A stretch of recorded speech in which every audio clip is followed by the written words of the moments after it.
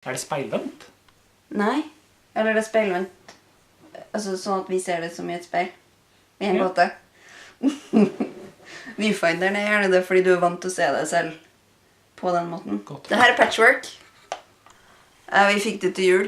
Og siden det var da 1 år siden, halvannet år siden vi... En stund siden. Ja, siden vi anmeldte et spill sist, så tenkte vi, det er et topplerspill, det må vi snakke om. Vi hadde gode forsetter når det gjaldt spillanmelding. Veldig. Men jeg tror du var veldig bestemt på at Android Netrunner skulle være det neste, av en eller annen grunn. Og så fikk du det litt i halsen. Ja, og så er ikke du alltid i humør til å filme. Det er så. Og så må vi gjerne filme på kveldstid, fordi vi har barn. Yep. Og da blir det mørkt ute. Men i hvert fall unnskyldninger. Ja.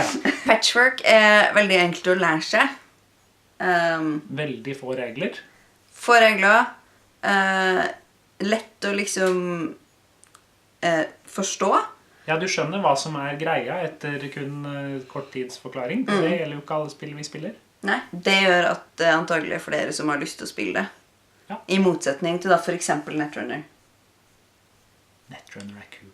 Ja, men du vinner alltid. Da må du bli bedre. Ja, ok, greit. Men det er vanskelig å bli bedre enn når du alltid vinner. Ja, vi får komme tilbake til det når vi skal anmelde det. Nå har vi snakket om Det tar også ganske kort tid å spille da. Ja. Hva står det på eska? Det står ikke på eska. Nei, men generelt spilletid sånn 20 minutter. Passer jo veldig bra da, for da kan man på kvelden, når man er sånn som oss, så kan man spille en runde, og så rekker man likevel å se en episode av Agents of S.H.I.E.L.D. Ja, man rekker flere episoder. Jeg synes det er ordentlig med spill som hvor man ikke trenger å sette av hele kvelden, fordi at da senker det terskelen for å spille en kveld.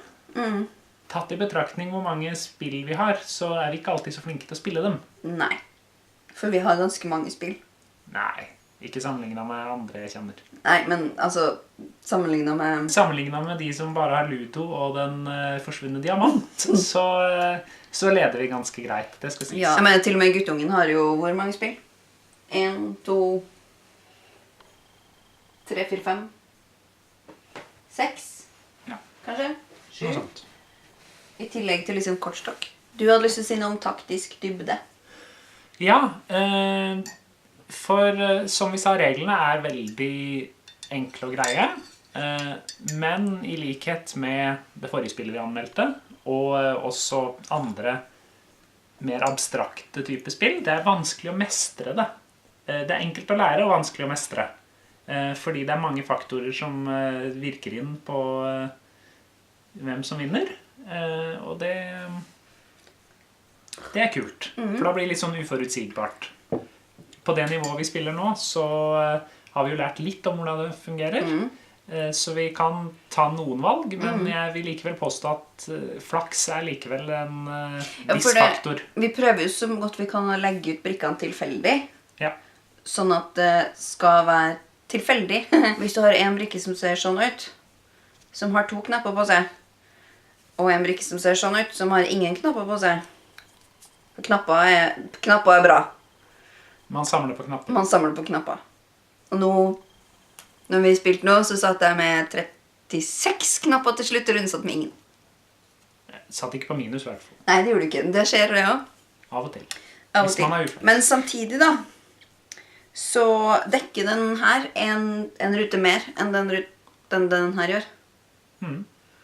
Ja. Så, For målet i spillet det er at man har et brett som ser sånn ut, 9 ganger 9 ruter, og så skal man prøve å dekke det med sånne Tetris-aktige lapper. Ubungo-ish. Ja.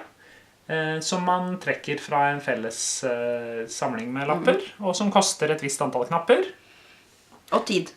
Og tid. Eller antall ruter du skal flytte på da. Antall flytt på spillebrettet. Ja. Det fine da med det spillebrettet er at det er til enhver tid den som står bakerst sin tur, som gjør at hvis du er smart, så kan du få flere turer etter hverandre. Ja, det gjorde du sånn 4 ganger da vi spilte det i stad. Ja. Jeg tror det var noe av bakgrunnen for hvorfor du vant så grusende. Det kan godt hende. Og det man gjør da er jo å, hvis den du spiller mot har fått litt forsprang da. Kjøpt seg en veldig bra lapp. Som også kostet litt som kostet både tid og knapper. Så blir det jo liggende et stykke bak, og da, hvis det da ligger noen lapper som koster sånn 2 tid, og sånn, kan du sikre deg så kan du sikre deg mange lapper og fylle brettet. Ja, det var sånn du gjorde det. Det var sånn jeg gjorde det, det stemmer. Bringer det opp igjen. Det spillet her er pent. Ja. Sånn rent designmessig.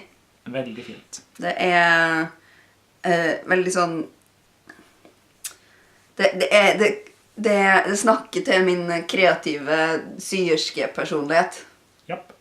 Og det er også en av grunnene til at vi fikk det. Broren min sa at vi hadde fått det av 4 grunner. For det første er det 2-playerspill, som vi jo trenger. For det andre så var det en på jobben hans som er veldig flink til det med spill, som hadde anbefalt det. Han er inne på noe. Dette spillet ligger på 39. plass på Board Game Geek av alle spillene. Og av alle spillene.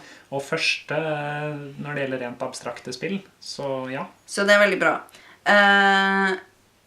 For det tredje er det litt sånn knapper og lapper til meg. Og for det fjerde så er det strategi og sånn til deg. I hvert fall litt strategi. 39. plass, sa du?